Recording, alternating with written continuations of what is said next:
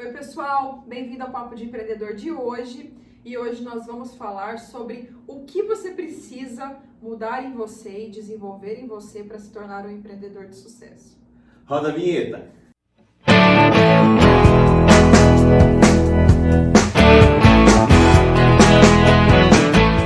O papo de hoje, gente, ele é muito pessoal. Eu vou trazer coisas da minha vida, o Bruno também, para ajudar você nesse processo aí de lapidação pessoal para se tornar um empreendedor. Bruno, começando assim por você, o que você teve que mudar, você sentiu assim de maior impacto, o que você lembra agora que você teve que mudar para ser um empreendedor?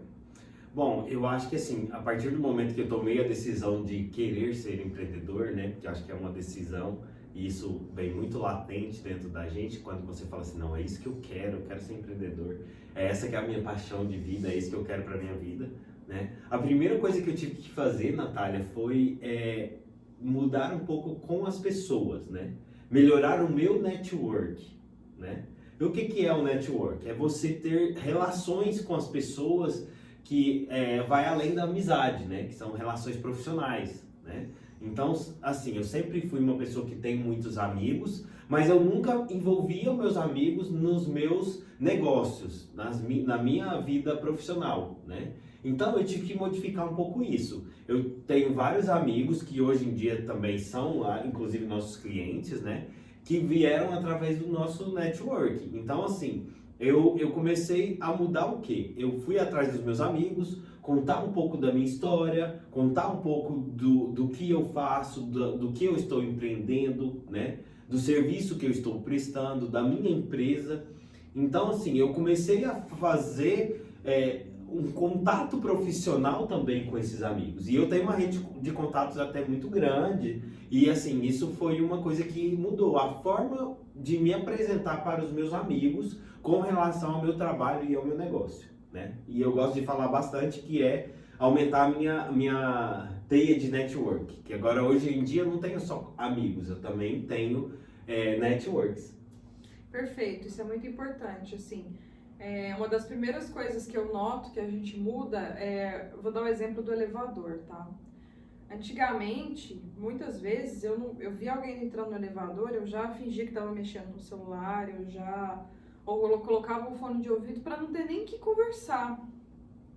E hoje eu já tento conversar, bom dia, puxo o assunto, não é sempre, se eu tiver de mau humor eu não vou conversar, né, se eu tiver num dia ruim.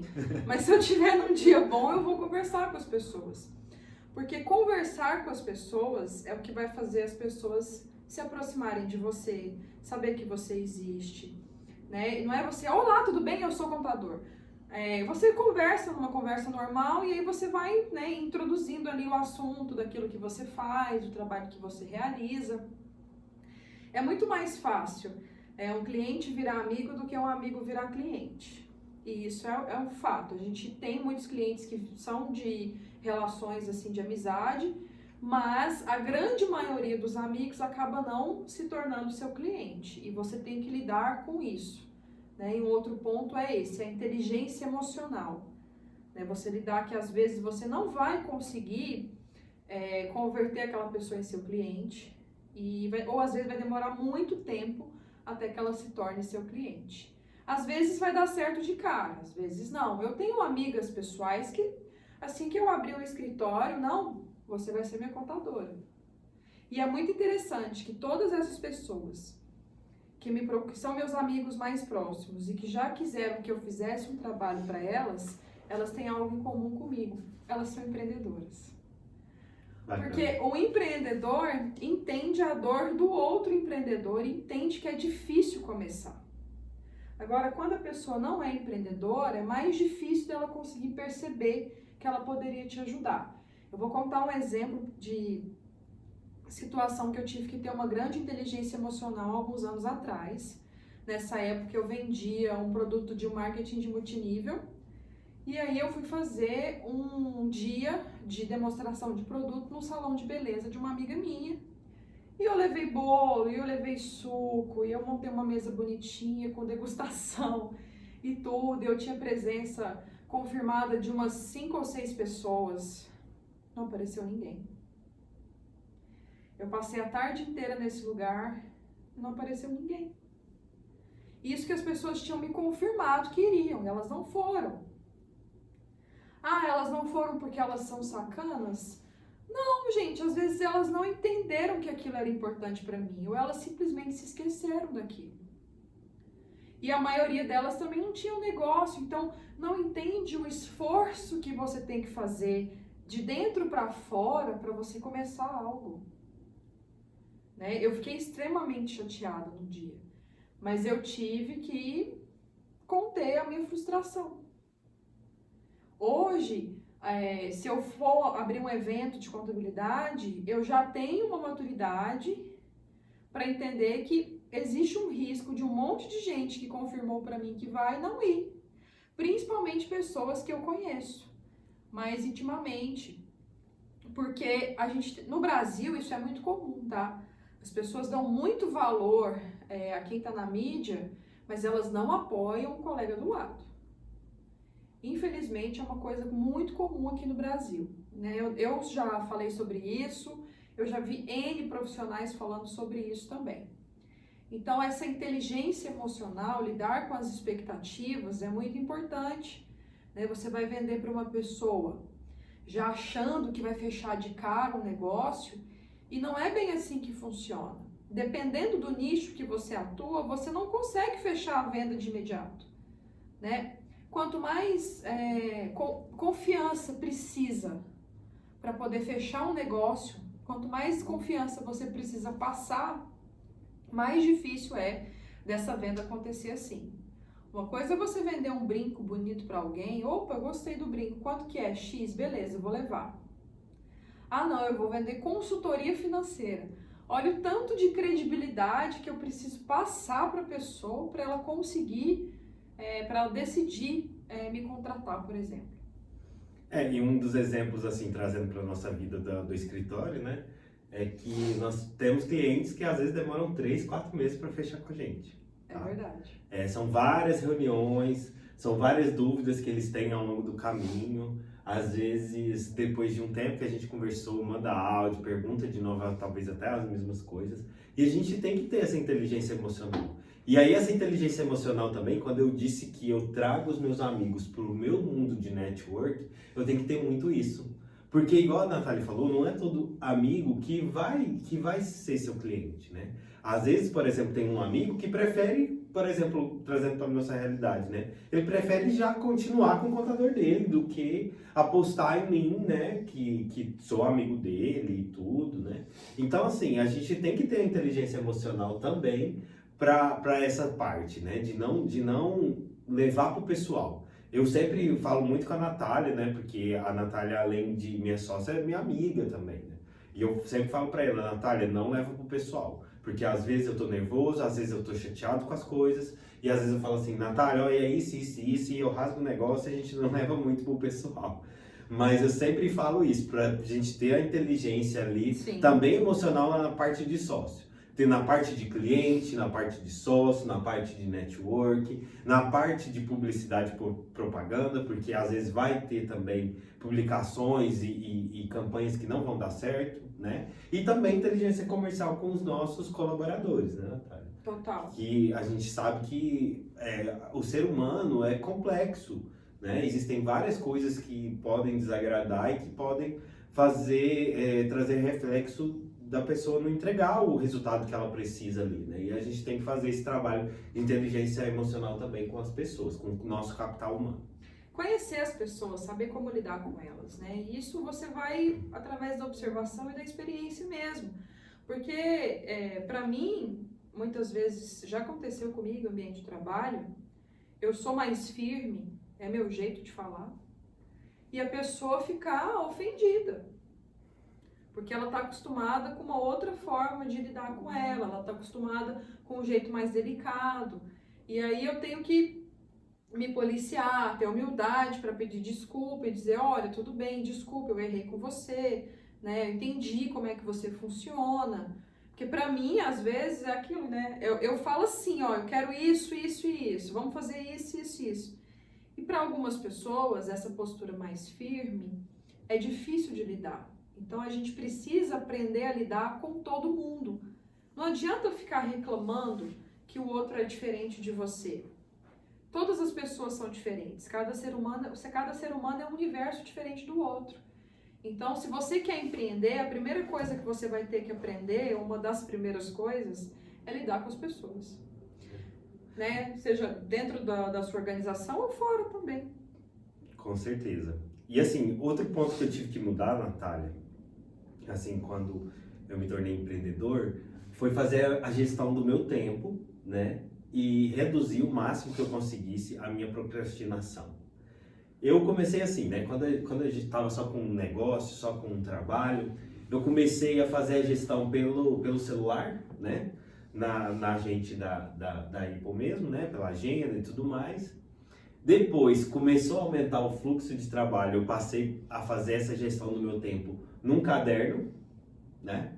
E hoje eu já faço a minha gestão do meu tempo na minha parede, com post-its.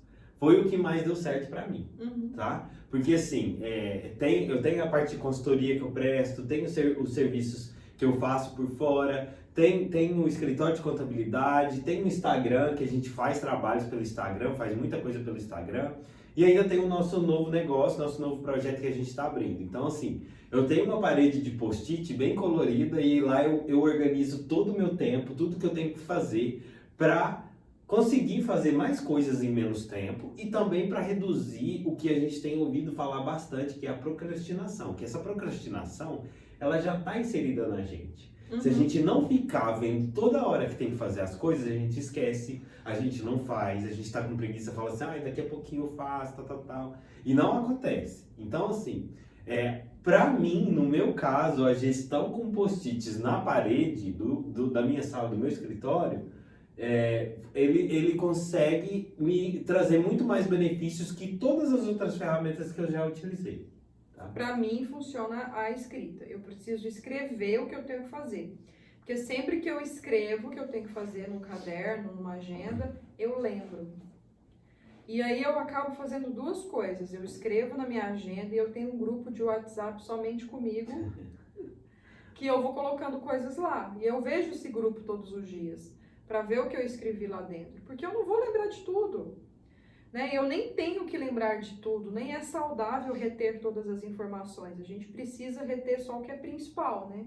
Como é que eu vou reter todas as informações se eu preciso reter muitas coisas relacionadas à parte técnica da contabilidade? Então, testa aí o que funciona para você e vai fazendo. Eu gosto de escrever, eu gosto de ir riscando à medida que eu executo, porque isso me dá uma motivação de continuar fazendo. E uma coisa que me ajudou muito em relação à procrastinação foi colocar as atividades mais importantes primeiro. A gente muitas vezes tem uma tendência a uma procrastinação produtiva. Você está em casa, a maioria das pessoas está trabalhando de home office, aí você acorda, tem lá, a casa está mais ou menos, mas você quer arrumar a casa. Então eu vou arrumar a casa. Então eu vou botar água nas plantas. Então eu vou tomar um sol e levar o cachorro para passear. Então eu vou lavar roupa. Aí deu meio-dia, as atividades importantes que você tinha que fazer, você não fez. Porque você colocou uma série de outras atividades menos importantes na frente. Não, mas eu gosto de acordar e levar o cachorro para passear. Beleza, acorda, leva o cachorro para passear, volta, toma café e já vai para a sua atividade mais importante. A sua vasilha não vai correr se você deixar para lavar depois. Exatamente. É muito importante colocar o mais importante primeiro e aí depois ir fazendo o resto, porque a gente tem uma tendência a procrastinar, é natural do ser humano, né? E lidar com isso o nosso grande inimigo somos nós mesmos todos os dias, né? Um outro ponto muito importante, né, desse processo e dessa mudança interna que a gente tem que ter é a autorresponsabilidade. Então, você tem que entender que tudo que acontece no seu negócio é culpa sua. Como assim? Se você não está tendo retorno financeiro, será que você escolheu o público certo? Será que você errou ou acertou nessa hora? Ou será que você errou ou acertou em relação à estratégia comercial que você tem implantado? Será que você errou ou acertou ao contratar determinada pessoa? Então, entender que essa responsabilidade ela é única e exclusivamente sua. Você precisa assumir a sua responsabilidade em relação às coisas que acontecem na sua empresa. Ah, mas fulano me roubou. Beleza, mas quem colocou o fulano lá dentro? Você fez todo o cheque do trabalho da pessoa, você conferiu o trabalho dela, se você já estava meio desconfiado, você contratou uma outra pessoa só para investigar isso?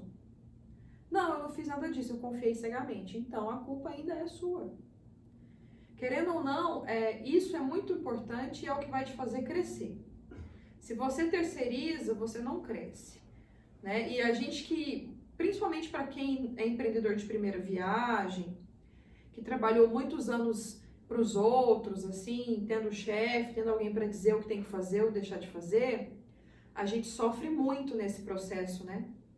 Nessa mudança. Porque você está acostumado a ter alguém te orientando. E a partir do momento que você começa a ter o seu negócio, não vai ter uma pessoa para te orientar e dizer para você, eu vou fazer isso, você tem que fazer isso ou aquilo. Você tem que começar a aprender isso. E ser inconformado é o que vai te ajudar nesse processo. Porque se você cair na sua zona de conforto, você tem um grande risco de ter um negócio que não vai ter uma durabilidade longa. Eu vou dar exemplo de uma grande empresa que quebrou no final dos anos 90, que é a Kodak. A Kodak, ela recusou a tecnologia da câmera digital. E olha que a câmera digital ela foi criada nos anos 70. Só que ela se popularizou a partir dos anos 2000. Era uma empresa gigantesca que quebrou. Por quê? Porque ela se recusou a sair da zona de conforto dela, a se atualizar e a entender o que estava acontecendo no mundo. Como que o mundo estava mudando. A Blockbuster é um outro exemplo de empresa que era gigantesca e que quebrou por uma mudança de comportamento da população geral. Né? Ninguém quer mais ir na locadora. Então, será que se ela tivesse tido uma análise prévia disso, contratado alguém para entender isso, será que ela não poderia ter se modificado, ter virado talvez a primeira Netflix? Entendeu? Eu estou dando exemplos de empresas gigantescas, mas isso se aplica a qualquer negócio. A partir do momento que você está lá e tem uma empresa, você tem que estar o tempo todo inconformado. Pô, será que eu estou fazendo certo? Será que tem alguém fazendo melhor do que eu? Será que isso que eu estou fazendo é o que as pessoas querem? Será que eu estou conseguindo comunicar com o meu cliente? Ou eu estou fazendo o que eu acho que vai dar certo? Né? A gente acha demais, mas a gente precisa de dados, a gente precisa entender se a gente está fazendo certo e sempre mudar, né? Ter a humildade ali e reconhecer que você precisa mudar se você não está fazendo corretamente. E que se não está saindo como você quer, você precisa rever ali se o erro não está em você. Outra mudança íntima, interna, né? Vamos dizer assim, que eu tive que fazer para ser empreendedor foi começar a adotar a parte de inconformismo, né? Que é aquela questão de persistir bastante. Você não pode se conformar quando as coisas não dão certas no seu negócio, porque durante o processo de empreender, durante o caminho da empresa, né, do seu negócio, você vai receber vários nãos, você vai ter vários momentos que o seu negócio não vai fluir da maneira com que você quis ou que você planejou. Eu e a Natália, a gente sempre brinca, a gente fala assim, nossa, a gente já reinventou o escritório umas 4 vezes, né? Eu falo assim, já, né? Porque assim... nós não conformamos de algumas coisas não darem certo, né? Então a gente só reprograma, só desenha a roda de novo, só muda ali a estratégia, alguma coisa, né? E eu até citando um pouco o exemplo que a Natália falou antes, sobre a inteligência emocional, eu falo bastante para a Natália, a gente falhou nisso, a gente não conseguiu fazer isso, a gente errou nisso. Eu falo muito para ela isso. Eu acho que é uma das coisas que eu mais falo. Às vezes eu falo muito mais que a gente errou do que a gente acertou, né? Porque às vezes o acertar já é tão esperado, nossa, que a gente não tem muito essa coisa de falar assim, a gente acertou, a gente conseguiu. Sim. E tal. Mas eu falo muito isso pra ela essa semana mesmo, inclusive, a gente tinha algumas coisas que não saíram da maneira com que a gente quis. E eu falei assim, Natália, a gente errou nisso, a gente tá falhando nisso. E aí a gente foi, sentou, se reorganizou e as coisas fluem depois que você reconhece, né? Que você não acertou e tal, que não conseguiu. Mas a inconformidade dessa questão, dessa fala minha, né? A gente não conseguiu acertar, a gente tá falhando nisso.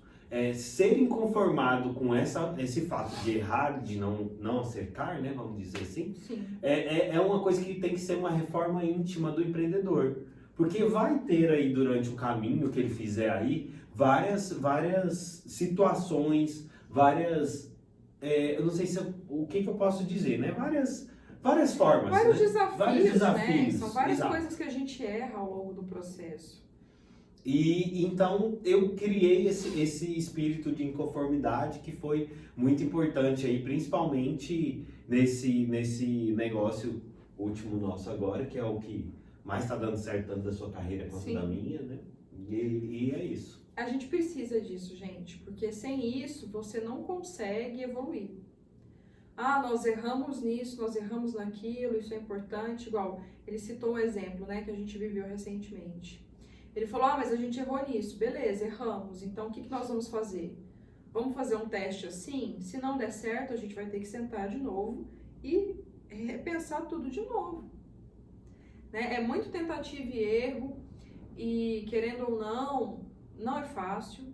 Só tem sucesso aquele que tenta até dar certo. Se você não tentar até dar certo, não vai ter sucesso. É muito mais transpiração, é muito mais trabalho do que inspiração, tá? Eu não estou motivado. Você não tem que estar motivado o tempo todo. Você tem que aprender a motivar as pessoas que trabalham para você, né? Não vai ser todo dia fácil, vai ter dia que você vai sentir vontade de desistir. Então respira fundo, esfria a cabeça e amanhã um outro dia, né? Isso é muito importante.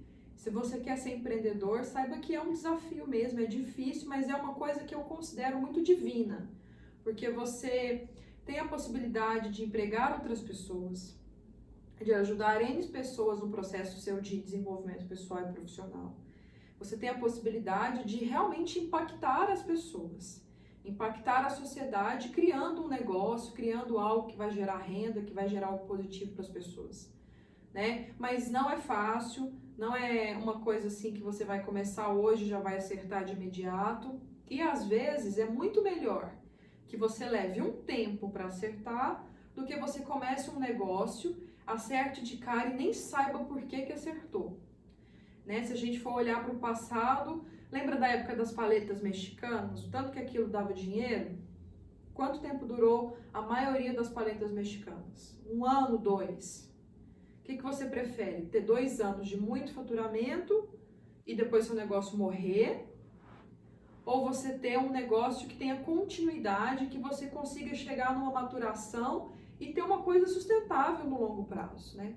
Que vai se reinventando, mas que é um negócio que tende a se perpetuar.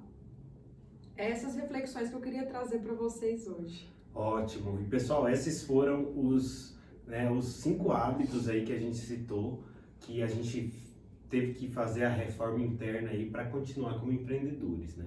Eu espero que você tenha gostado desse vídeo. A gente quer pedir para você deixar seu like aqui embaixo. Se você não segue a gente, por favor, segue a gente e manda esse vídeo para seus amigos, compartilha nas redes sociais. Eu agradeço a sua atenção e obrigado. Até o próximo vídeo. Pessoal, muito obrigada. Aproveitem aí esse vídeo para anotar essas informações, ver aquilo que você já está fazendo, aquilo que você ainda não começou, né? E compartilhe com seus amigos, deixe aqui seu comentário, né, o que você achou do vídeo e outras sugestões também de temas para o nosso Papo do Empreendedor. Tchau, pessoal. Até mais!